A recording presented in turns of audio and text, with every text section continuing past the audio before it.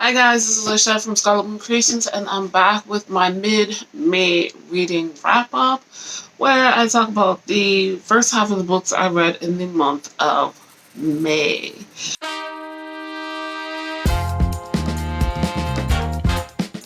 I'm going to talk about 5 books, because I can. Right? That's a good idea. That's a good idea. There may be an outfit change in this, but I don't know. Before I get into the books, let's first talk about what's going on in the world, particularly in the global south. I think, honestly, most people are aware. Many people may feel like they don't know what to do. I am not an expert, but there are many things happening, and I'll just give a quick rundown, not to equate any of these things with each other or to say that any are less or more important than the others. But I will put links down in the description for where you can find out more information, ways you can help, like donating, talking to your local congressman, because I do believe mostly everyone who follows my channel is from the United States, and also non-monetary ways you can donate, as well as, very importantly, how you can educate yourself, find out more information. So there is the pandemic, the COVID-19 pandemic is still happening all around the world. In India and Brazil in particular are very hard hit right now. They've had new waves that have been very bad. Their hospital systems are overrun and they need all the help that they can get. So please do the best that you can to pass on that information, to donate. This would help them get the supplies they need. And if you can send a letter, email, text your local congressmen and senators to speak to them about opening up and patents for the vaccines to other countries such as these two. Now, next, there is the ongoing war between Israel and Palestine. It's basically Israel trying to eradicate Palestinians off the face of the planet, particularly in what they call their state. It's wrong. Children, hospitals, journalists, and their offices are being bombed, and this is not okay. This is at the very minimum against the Geneva Convention, which is what we humans here on the planet Earth apparently, supposedly hold to a very high standard of morality. This is our piece of paper that says we are human beings, we are decent, and we do not hurt the innocent. And yet that is happening in Gaza and the other places where Palestinians are just trying to live their lives. Now, again, links in the description for ways you can help, ways you can donate, stories you can follow, how you can learn the history of what's been going on in this location, what's going on today, what has supposedly set off the current exchange of bombings, and how you can contact your senators, your representatives, to tell them to stop the U.S. from sending money, from supporting the IDF, the Israeli state, and start supporting the people, the innocents on the ground. This, I do believe, applies to other countries. If your country has, in particular, signed and agreed to the Geneva Convention, then you would definitely want to look into your country's local representatives, the people who represent you in the government, to see what they can do to stop this. There are other issues happening in Brazil. Look into it. There are other stuff down in the bottom in my description. I know it's a lot. Take your time, read about it. Go with your gut as well. Don't feel like you have to be quiet because you are ignorant of the situation. Speak on it. And if you are wrong, someone will tell you, and that's okay. We learn from our mistakes, we grow, we change, and we get better. But you keep trying. Don't just sit there and not do anything. That is the worst that you can do. Take a stand, have an opinion, share the links. With that being said, let's talk about the books. I am not going to go in order of when I finish them, because there are two books in the same universe that I've read and have things to say. They're related to each other, so I'm going to put them together. So, the first book I finished in the month of May was The Astrological Guide to Self-Care, Hundreds of Heavenly Ways to Care for Yourself According to the Stars. Now, this is by Constance Stellas. I have been reading this since March. This is a non-fiction book that obviously marries the topics of astrology and self-care. Now, two things that are very interesting to me in my business, but also personally. So I was interested. One of my major goals this year was to really buckle down in studying astrology, and I am doing that. And this is kind of an additional text I was curious about.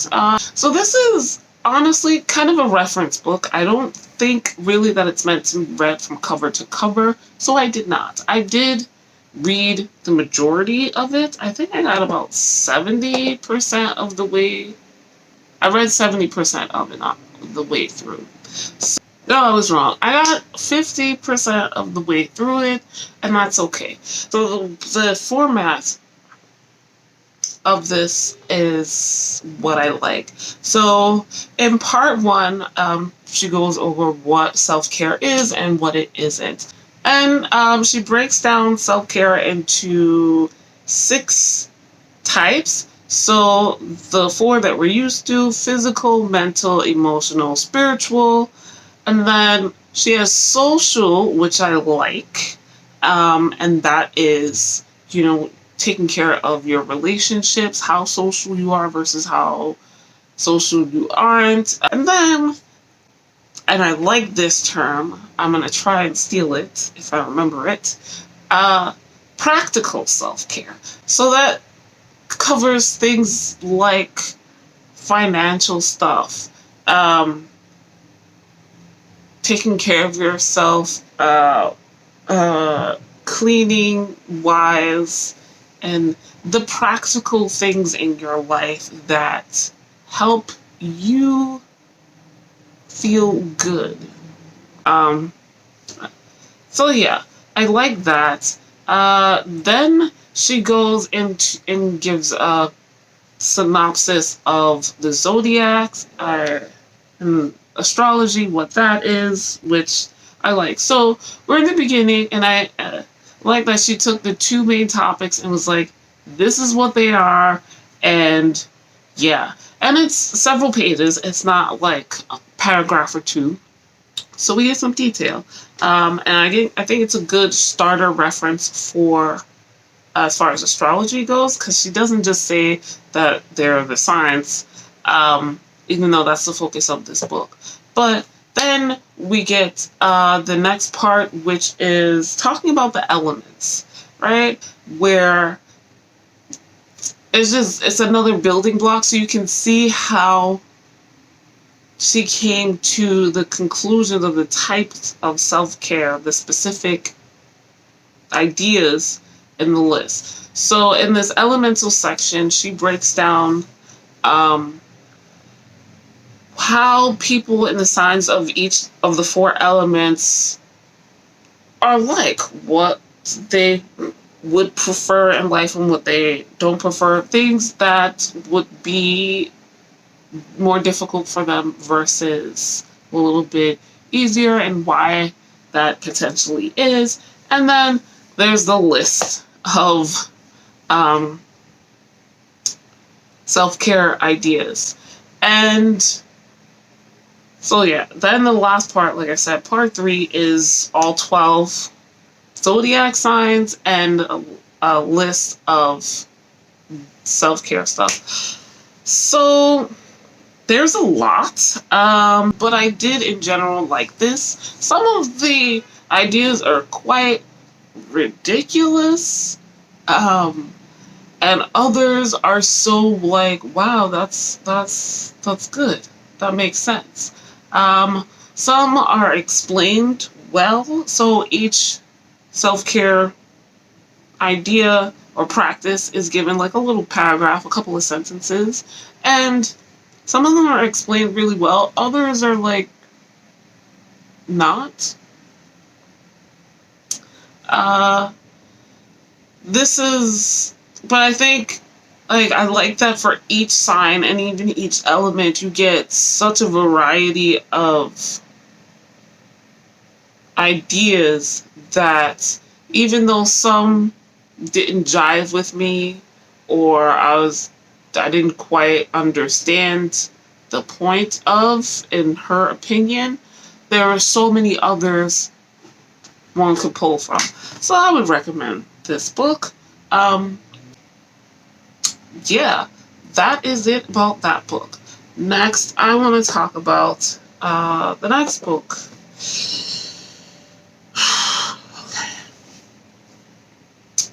Wind Witch by Susan Dennard. This is book 2 in the Witchland series, and I'm reading it as part of Witchlandsalong, a read-along with J.D. Reed Reads and a bunch of other hosts, but she's the creator of the read-along.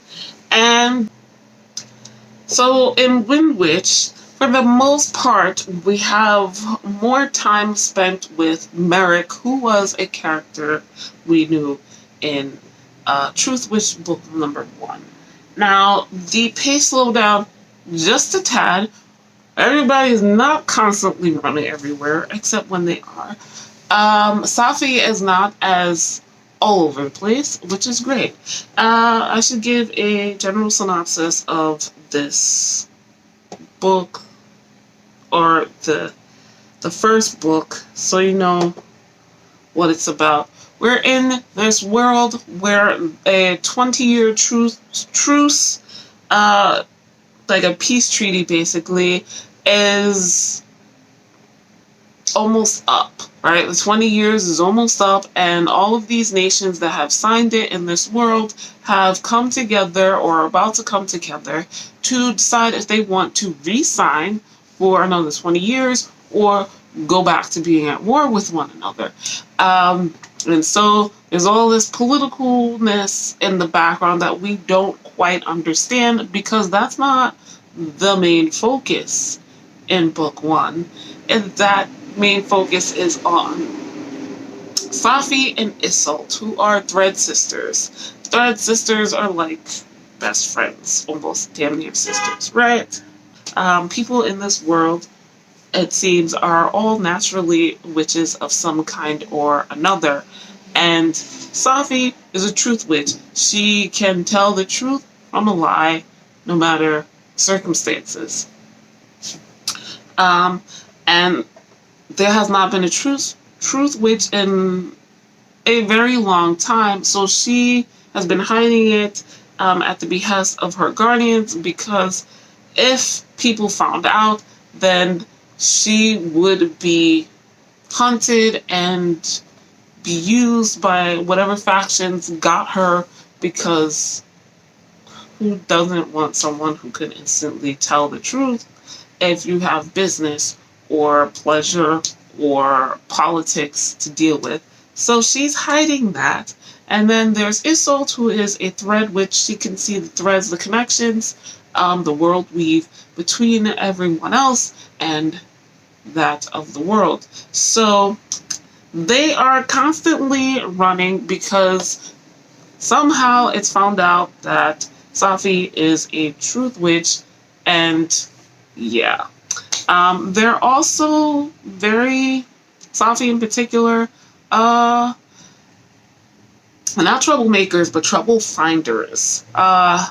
So a lot's going on. Merrick is in this as well, so he's trying to find some way of helping his people legally, and he runs into Safi and Isolde. There's also a blood witch involved in this, but I don't want to get too much in. Yeah, we're, like I said, in book 2, we're following Merrick more because he is the Wind Witch, and we find out more. I am confident in continuing this series because, like I said, with the first one in the previous month's wrap up, I felt like there was some hidden depth coming in later books, and it's already started to show. The cosmology and the mythology of the world has gotten more nuanced in this book. You realize that, if you didn't in the first one, but it's very clear in this one that everyone is an unreliable narrator simply because they only know what they know, what they believe, and what they see and hear. They are not all aware of what's going on with other people. So some of them are being moved around like chess pieces, unaware of this fact. Some of them find out. There are also the main characters relatively young. There was a lot of back and forth about this not being a YA series, and it still kind of feels like that. So in this book, I'm going to still say it's YA, maybe in later books, but we do see a maturity in the characters, and also particularly in Safi, and we get introduced to more people. They're learning more about what's going on in this world while still leaving mystery, and I am intrigued. And if the nuances keep coming, the depth keeps getting deeper, this feels like a slow burn intrigue. I don't know if that makes any sense, but what did I give this book? I think I gave it 4 stars. 4 stars. I gave it 3 stars. So I have read this physical book, and then 2/3 I read physically, and then the last third I listened to the audiobook because the live show was coming up. But I gave it, 3.5 stars. That's why I'm like confused. Everyone's growing on me. I liked the idea of the hell bars. I'm like, that's interesting. And then we have Vanessa and is it Vivia? So I'm here to read more. The next book is a novella, so not too long. Alright, now let's talk about the 2 books in the Mercy Thompson universe. First off, like I said after, what was it? Storm Cursed. Or during the Storm Cursed review I did. This is Smoke Bitten, the Mercy Thompson series, book number 12. The book that came out last year, that was on my 2020 anticipated releases list. So book number 11 was Storm Cursed. I had been planning to read Wild Sign, which is in the same universe, but in the Alpha and Omega series. And I'll get to that in a second. But I did not, because 30 pages in, I was like, oh, there's something here that I don't know about, and I need to read those other two books, because this happens. Patricia Briggs, the author of both series, she puts stuff in one series that affects the other. So you can read them separately, but if you want the details of certain things, you gotta read them both. And honestly, they're both good in their own ways, so why not, right? However, I was wrong. I just forgot what happened, what they had been talking about in the beginning of Wild Sign. That did not come up in Storm Curse or Smoke Bitten. So let's talk about Smoke Bitten from the Mercy Thompson series. Like I said, this is book 12, so synopsis is really hard because spoilers everywhere. Basically, the Mercy Thompson series, we're following Mercy Thompson, who is a VW bug mechanic. She owns a mechanic shop where she fixes people's cars out in Washington State, I think it is. And not in a major city. Not a small town type of place. It's the Tri-Cities. I'm not familiar with Washington State. But Mercy is special because she is half Native American and a coyote shifter. Specifically, she is called a walker. And I'm smiling because I just found out we just got some good stuff about what a walker is. Now we realize the world is bigger than just humans. Here, there are werewolves, there are witches, there are vampires, and there are fae. But they're not all out to the world, but they've always been around. And some people, regular human beings, are aware of their existence for one reason or another. So we're kind of following Mercy's life, basically, not from childhood, but from her mid-20s, I think it is. And she's kind of a do-gooder.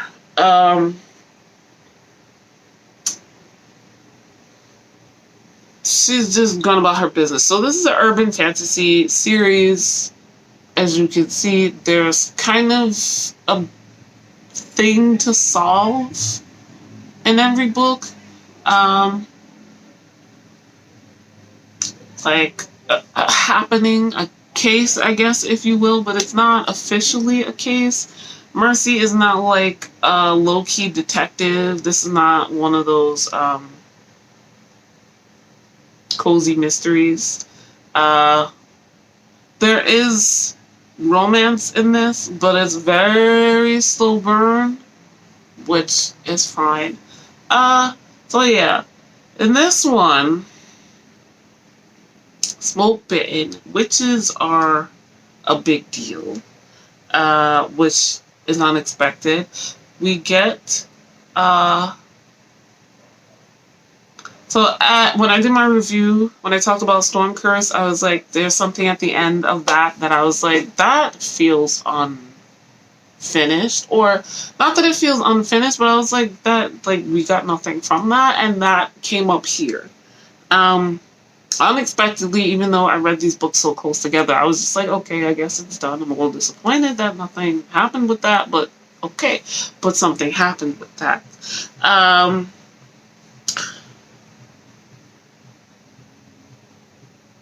like that we've got some new things happening here. I don't know what to say without spoiling, because I'm like literally. So yeah, I gave this 5 stars. I really enjoyed it. I feel like it really spoke to how this world in the series is expanding, right? Um, and I liked how there was kind of these dual plot lines. There was 2 things going on here that, yeah. Um, and the ongoing relationship in the background and how it's still evolving, I like that. Uh, so they're together, but it's not like, okay, now they're boring and just always lovey-dovey or whatever. Things are not perfect, and watching Mercy try to navigate that, and honestly, the other person too, it's interesting. I'm being cryptic about the relationship because in the beginning of the series, you don't know that this is going to happen. Um, that's all I'll say about that. So, the reason I wanted to talk about these 2 books together, the other one I read is Wild Sign. This is from same author, Alpha Omega series. This is one of my anticipated releases for 2021. So, anticipated release readings continue even though it's not April anymore. So, here's the thing. Because I thought I had missed something in this, and then it didn't pop up in the other 2 books in the other series, I went back and looked at reviews for the Burn Bright, and I saw a 1-star review that was long and detailed, and I was like, okay, it had spoilers, but I was like, all right, let's see what it is, and I found out something that really rocked my world as far as the series, and I literally for like 2 weeks was trying to figure out how I felt about it. There was a line in the previous book towards the beginning that I remember being confused about. The 2 main characters in the Alpha and Omega series are Charles and Anna. Charles is the son of the Marach, the leader of all werewolves in the United States, and Anna is an Omega, and a rare type of wolf. And they are mates. So we have a very much abused woman, werewolf, who's relatively new, who meets a very powerful and obviously strong and scary werewolf, a much older werewolf. And so there's a lot of jockeying and positioning and trying to figure out stuff. They realize and come to an acceptance of the fact that they are mates, but they're trying to figure out how that's going to work, and there's more to both of them as people than what their positions are in werewolf society. So them trying to figure out who they are and then figure out each other and how they could possibly be in a relationship, and then going about the business of being the Marach's enforcer and Omega. So yeah, that's what this series is about. So yeah, in the beginning of the previous book, there is a conversation between Charles and Anna about Bran the Marach, Charles's dad, and Mercy. And it was kind of cryptic.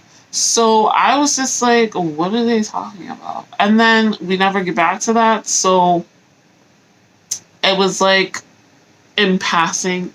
So I didn't think anything more of it. I guess at the time when I read it, I probably thought, oh, well, we'll get more details about that later. Like, it'll be cleared up or whatever. But then I saw this review. And wow. Wow. For very many people, they now looked at Bran with a whole new eyes and were quite disgusted, not understanding why the author would do this. And this person also kind of felt like they were retconning one other character who was extremely dislikable, though not hateful, I guess. And yeah, so I had to process this and figure out how I felt about it. And it bears importance to this book, because while the part I thought I read that I didn't know, I did know. There was a part later on, like halfway through, that I was like, oh, I did not know that, and I would not have known that if I hadn't read the previous book. I feel like I am not explaining this well at all, but yeah, if I hadn't read Storm Curse and Smoke Bitten, half of this book would not have made as much sense as it did. That being said, I really enjoyed this. I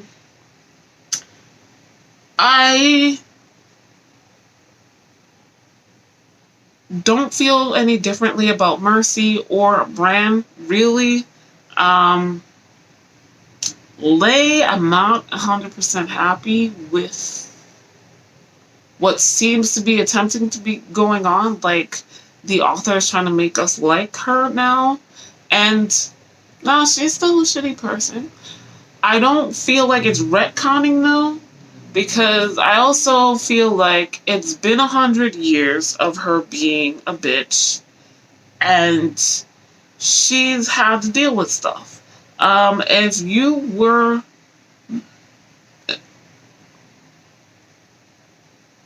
your early life as a human being was the way hers was, you might be a cold ass bitch for 100 years as well. But since they are werewolves and they live a long time, I feel like it makes sense that eventually there will be some kind of closure. Eventually there would be some changes in how that person thinks and therefore how they act in certain situations, and that some relationships could shift and change, and people would be open to thinking about things differently, which is definitely how this ends with Bran and Lay. So I'm never gonna like Lay, and that's fine. It's okay. I like pretty much everyone else. I like that Tag was in this, and he was great. He was like the comic relief, unexpectedly. And then the big bad that they're dealing with here, because Charles still has to go out on and do his work. He still has to investigate when things are like really shady. So a whole bunch of people disappeared off of Werewolf Land, and they go to figure out what the hell happened. And what they find was completely unexpected. Also, there's a whole other type of being in here, which I was not expecting, but I love it. I like how she put that in here. I'm okay with it. The witches, for those who have been reading the Mercy Thompson series, the other one who read Smoke Bitten, the witches in that have come back again in here. So yeah, the nursing home thing was hella interesting. That was so interesting in a not good way. So yeah, I gave this 5 stars because I like the characters, I like the story, the plot, I like everything. I like the somewhat crypticness of these supernatural beings. The folklore and like I feel like what I really like about both of these series is there's always an untouchable part. Like we are as a human being, I'm not gonna really understand these things. Some of them you want to call gods, some have been, others are spirits, and just there's an untouchable, unknowable quality which I really like. It feels very mystical, very magical, very uh supernatural. So yeah. The last book I want to talk about in this video, I literally just finished. That is Dawn Shard by Brandon Sanderson. This is book 3.5 in the Stormlight Archive series. It's a novella. Okay, so the Stormlight Archive, Way of Kings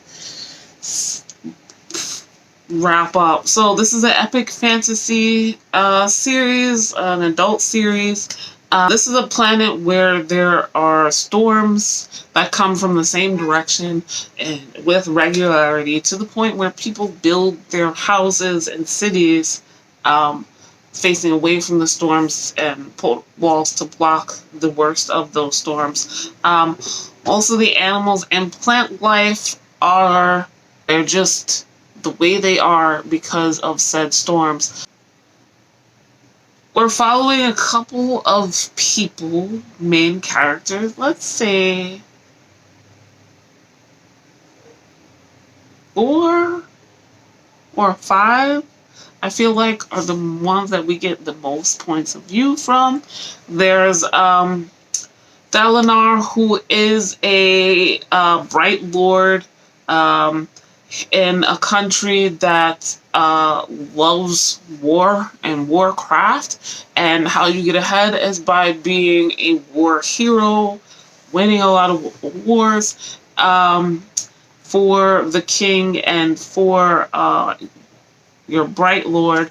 And in the midst of these wars, you also would win shard plate and shard blades, which are these magical stormlight powered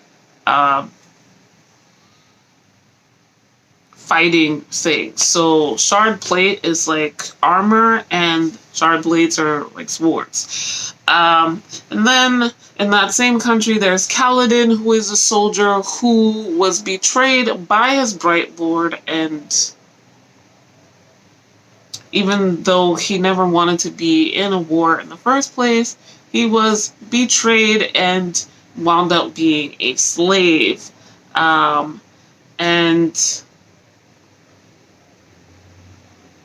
then in another country, there's a young lady, Shallan, who is very sheltered. Shallan sets out to, on this harebrained scheme, to leave her country and become the ward of another woman in order to steal from her. And while all of this is going on, there's a whole backdrop of the Knights Radiance in the past who used to protect the whole world from Voidbringers, but they've all disappeared or abandoned human beings, and there seems to be signs that the Voidbringers will be coming back. And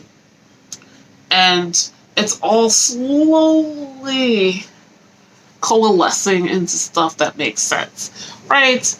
I've been enjoying this series, and I think it is best that I don't read them back to back.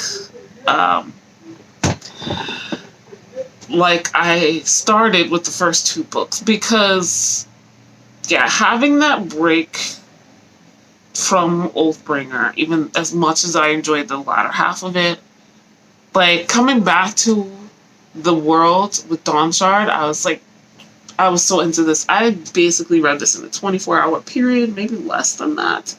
But it's also a novella, unlike the huge 1,000 plus page books that are the others in the series, the main novels. So in this, we're following a couple of side characters on a quest. Risen, the Lupin, and are the main two, and they're going to this island which is shrouded by storms and fog and apparently magical beings who steal stormlight, to figure out what's so special about over there.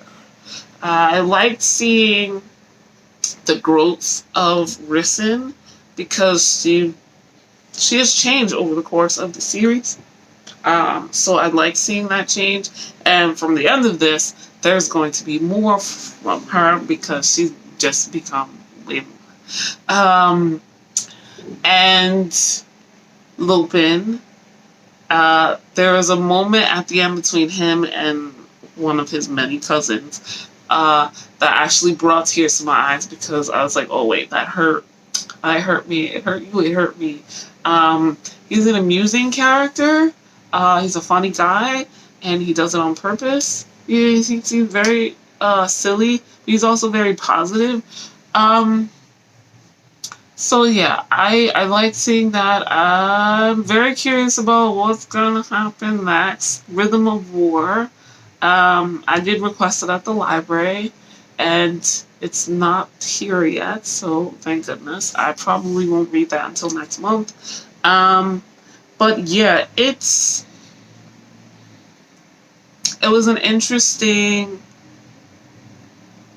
inclusion into the series, and it damn sure definitely feels very important. I don't know how anyone could read Rhythm of War before this, but I'm glad I waited for this ebook to be bought by my library.